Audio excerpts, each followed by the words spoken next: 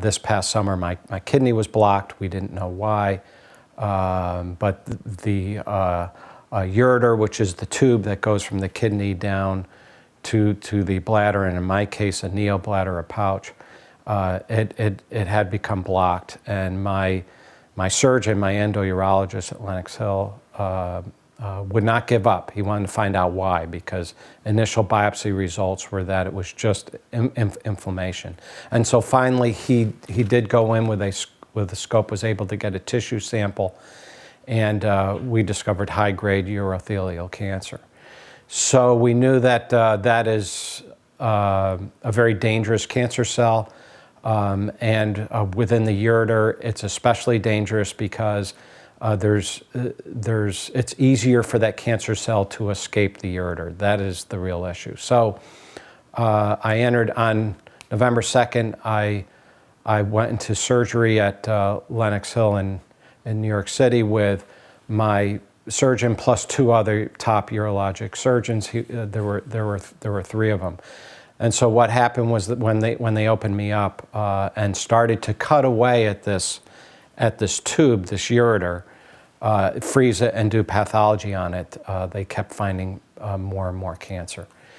My top surgeon said to me at one point, we just stopped, and there were 50 years of experience between the 3 surgeons, and we just said, what do we do next? And I was telling somebody else that when I woke up, I found drawings to the side of my head where they had taken a permanent marker right on the sheet of the bed, and there were plumbing drawings. So they were trying to figure out, what do we do? Because what was happening with me was really new ground with a neobladder patient as far as a surgical solution. What they ended up doing was creating a ureter for my left kidney out of bowel tissue, the same thing that was my neobladder, and then redoing the right side also. Not knowing if this would work. Closed it up, and it was a 9-hour surgery, so I woke up in intensive care. And so this is where the story happens, because when I woke up in intensive care, my surgeon came in and said to me, it was worse than what we thought. And he said, we know that the cancer cell invaded through the muscle wall of the ureter and was to the edge of the ureter. And so from my research, I knew that this was already stage 2 ureteral cancer, and that this was a very difficult cell for chemotherapy, the high-grade urothelial cancer. So I knew the percentages.